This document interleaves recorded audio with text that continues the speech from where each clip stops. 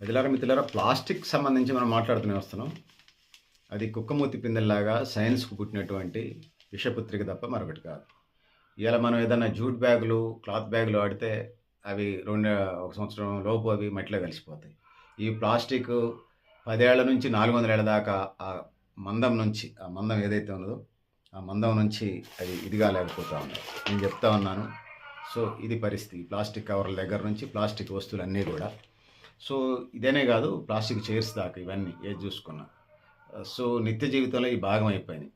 దీనివల్ల క్యాన్సర్‌లు, గుండె జబ్బులు, మెదడు సంబంధిత వ్యాధులే గాకుండా అసలు జీవరాశి అన్నిటికి కూడా మానవాళికే గాకుండా, భూమికే గాకుండా, ప్రకృతి పర్యావరణానికి కాకుండా సముద్రానికి, సముద్రంలో ఉండే జీవరాశికి, భూమి మీద ఉండే జీవరాశికి అన్నిటికీ నష్టం జేస్తుంది ఇయాల ప్లాస్టిక్.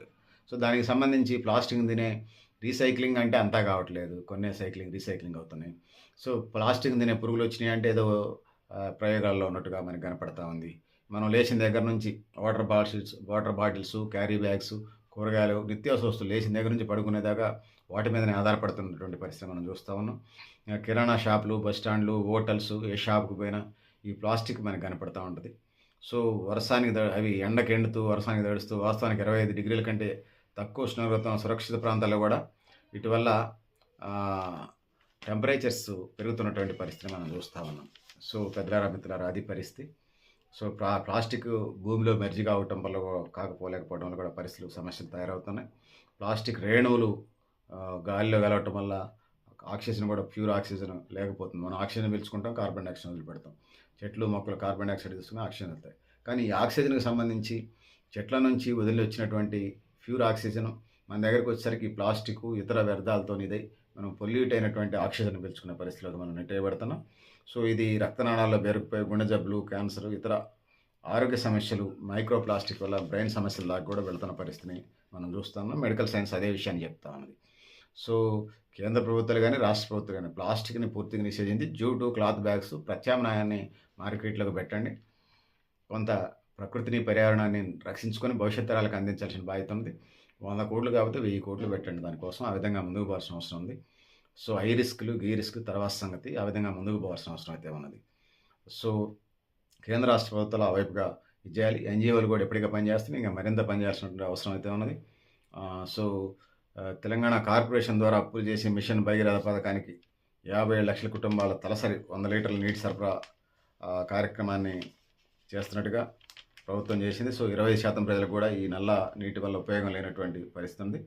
గ్రామాలు, పట్టణాల్లో త్రాగునీటి కోసం ఆర్ఓ ప్లాంట్లు చేస్తున్నారు. 1, 2 చొప్పున రివర్స్ ఆస్మాసిస్ ఏదైతే ఉందో ఆర్ఓస్ ఉన్నాయో ప్లాంట్లు నిరంతరం పనిచేస్తున్నట్టుగా కొన్ని స్వచ్ఛంద సంస్థలు, మరి కొన్ని చోట్ల గ్రామ పంచాయతీలు వీటిని బబుల్ క్యాన్ల ద్వారా చేస్తున్న రూ. 5 నుంచి 20 లీటర్లు, రూ. 25, రూ. 30 కూడా అమ్ముతా ఉన్నారు.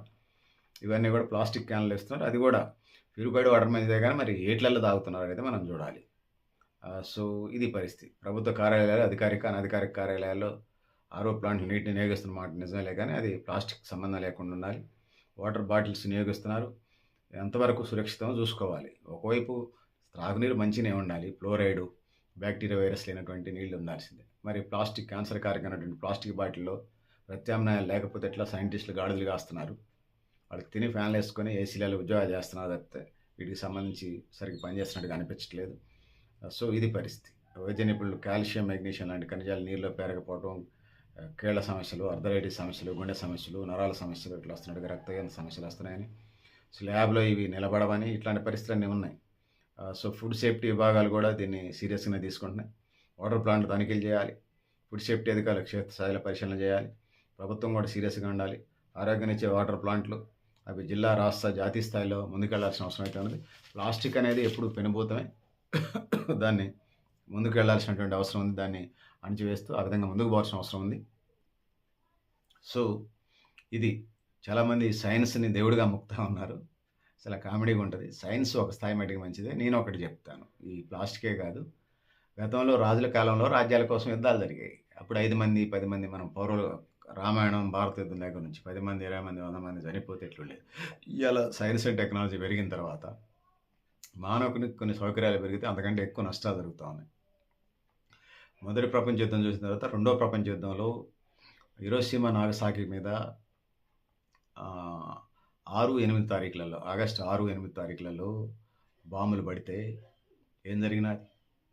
సో ఇప్పటికే గడ్డి మరవట్లేదు. జపాన్ దేశంలో hiroshima నాగసాకి మీద పడ్డప్పుడు రెండో ప్రపంచ యుద్ధానికి సంబంధించినటువంటి దాని రిజల్ట్స్ అవి. మూడో ప్రపంచ యుద్ధం అంటూ జరిగితే ఎట్లా జరిగిద్దో చెప్పలేం. ఈ సైన్స్ అండ్ టెక్నాలజీ పుణ్యమని. సో అణుయుద్ధాలు అంటున్నారు, ఆటమిక్ ఎనర్జీ అంటున్నారు. సో ఆయుధాల వ్యాపారం అయిపోయింది.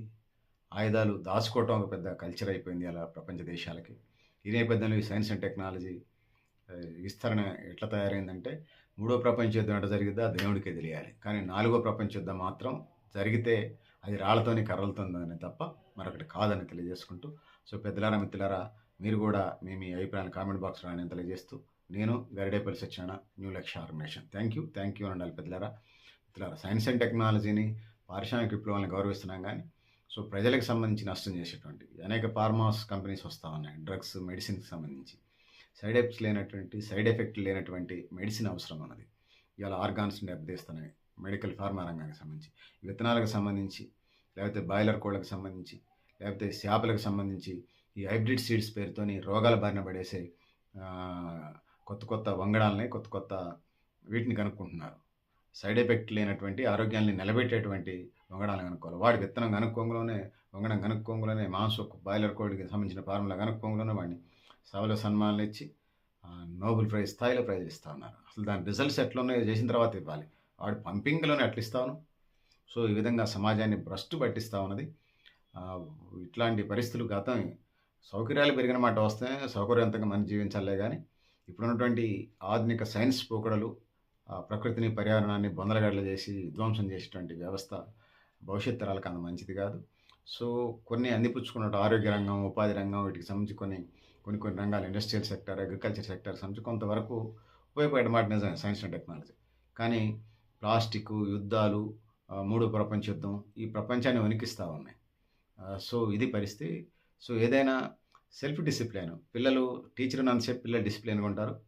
టీచర్ వెళ్ళిపోయిన తర్వాత అడ్డుగొడుగు ఉంటారు.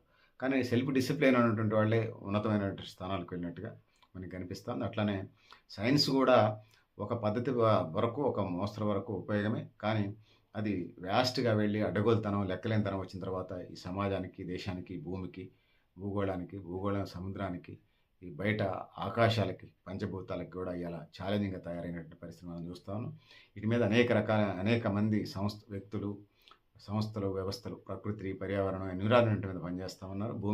భూతాపాన్ని తగ్గించి భూమిని పరిరక్షించేటువంటి కార్యక్రమం వైపుగా వాళ్ళందరికీ న్యూ లక్ష్య ఆర్గనైజేషన్ తరఫున మద్దతు తెలుపుతూ, భవిష్యత్తులో న్యూ లక్ష్య ఆర్గనైజేషన్ తన వంతు కర్తవ్యాలు ఈ భూమి, ఈ ప్రజలు, ఈ జీవరాశి కోసం తన వంతు కర్తవ్యాలు ఏదో ఒక రూపంలో తన వంతు కర్తవ్యాలు నిర్వర్తిస్తుందని చెప్పి తెలియజేసుకుంటూ, నాలాగా ఐడియాలజిస్టులు చాలామంది ఉన్నారు. ఆ వైపుగా నాలాంటి ఆలోచనలు కలిగినటువంటి వాళ్ళు చాలామంది ఉన్నారు. వాళ్ళతో కలిసి భవిష్యత్తులో ప్రయాణం చేస్తూ నవతరానికి దిశ మార్గనిర్దేశం చేసే కార్యక్రమం చేస్తామని తెలియజేసుకుంటూ, ఆ వైపుగా వెళతామని చెప్పేసి ఆత్మవిశ్వాసంతో, నమ్మకంతో,